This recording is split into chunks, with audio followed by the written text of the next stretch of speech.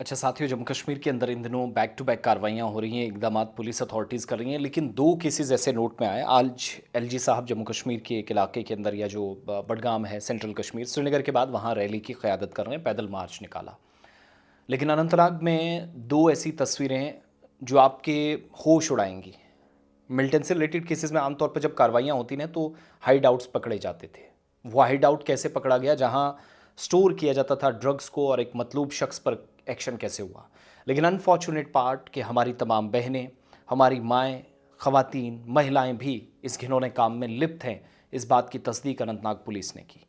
जिस खातून की तस्वीर मैं आपको दिखा रहा हूँ, ये खातून पकड़ी गई है, और पुलिस अथॉरिटीज़ के मुताबिक जम्मू कश्मीर में जो नशा मुक्त भारत अभियान चल रहा है, उसके एक हिस्से के तौर पर अलग अलग जगहों पर दर्जनों केसेस में इस खातून का नाम है, जो नारकोटिक्स ले जा रही थी, इस तरह के सारे मवाद को पहुंचा रही थी और ज़िंदगियां तबाह करने का काम नौजवानों का कर रही थी।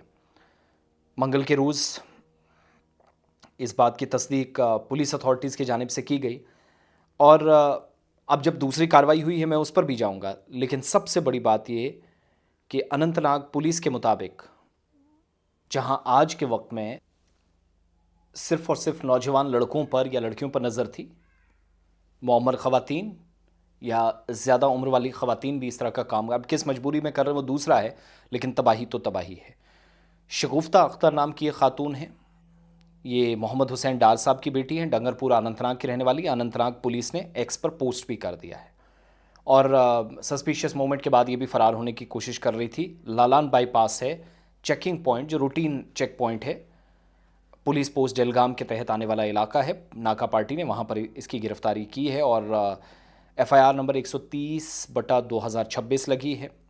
सेक्शन जो है वो एनडीपीएस एक्ट के तहत 8/21 लगी है। कंसर्न पुलिस थाने में कार्रवाई शुरू कर दी गई है, और नारकोटिक्स रिलेटेड केसेस जो हैं वो इस खातून के ख़िलाफ़ हैं, इसकी तस्दीक करी। अब जब दूसरी कार्रवाई हुई, जो मैं अब तस्वीर आपको दिखा रहा हूँ, ये है अनंतनाग के ही एक और इलाके की। अनफॉर्चुनेटली ये कुछ भी होने लगा है। हम तो इस तरह की केसेस आमतौर पर हथियार छुपाने के लिए वाले देखते थे, या मिलिटेंसी से रिलेटेड केसेस में कार्रवाई करती थी। 100 दिन की जो कैंपेन है, पुलिस के मुताबिक श्रीगुफारा का इलाका है, एक खुफिया ठिकाने का पर्दाफाश किया गया, ज़मीन के नीचे से खोद कर निकाला गया, भारी मिकदार में चरस यहाँ से बरामद हुई। एफआईआर नंबर 39/2026 तहकीकात जिसके तहत चल रही थी, और बीएनएस की दफ़ा 41 के तहत सर्च वारंट हासिल किया गया था श्रीगुफारा में। मुलजिम है अब्दुल रशीद भट्ट वल्द असदुल्ला भट्ट, शटीपुरा का रिहायशी है। इसके मकान की तलाशी ली गई तो मकान के बाहर भी ये सब काम दिया जाए। 9 स्क्वाड की खिदमत भी हासिल की गई, और अनंतनाग पुलिस जो इस अज़्म का इरादा कर रही है कि वो कार्रवाइयाँ जारी रखेंगी, जिसने तकरीबन इस ठिकाने की बारीक बेनी से तलाशी ली।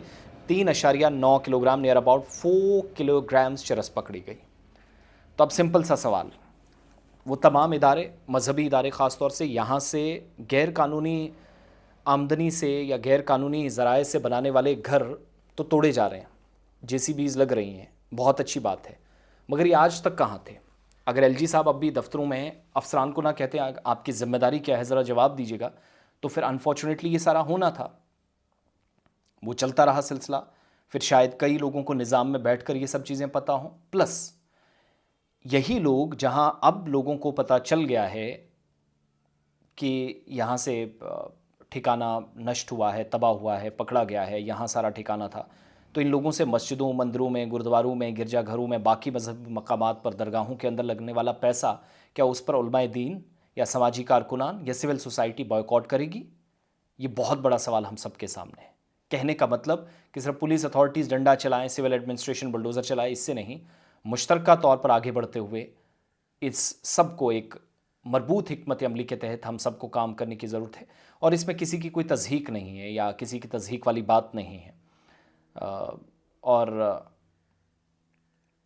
मुझे लगता है कि इन सारे सवालों के जवाब बहैसियत सिविल सोसाइटी हमको देने पड़ेंगे, लेकिन इज्तिमाई ज़िम्मेदारी के काम करने की ज़रूरत है। अब जब पता है ये पैसा यहाँ से आया, तो इस शख्स से क्यों हमने पैसा लेना है? मैं आपके कमेंट्स का भी इंतज़ार करूँगा।